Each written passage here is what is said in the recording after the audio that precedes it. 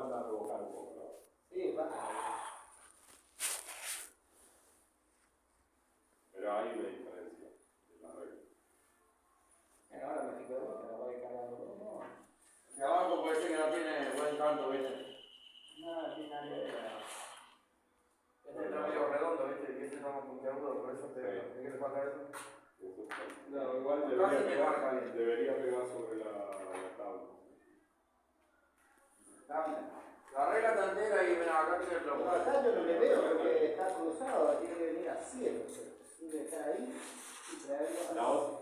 En realidad, si vos cuando termines, mirá, cuando vos termines y lo enfocás al medio como estaba antes, Sí. si vos lo mirás de acá, debería quedar una línea recta. Si está ondulado, es porque está manseado. No, igual está bien terminado. No, No, me fijo el hueco. pero así podés mirar en la pared, por ejemplo. Ah, Lo enfocás en ángulo Esta y pared te sale, te Parece marca. una cinta. Claro, sí está.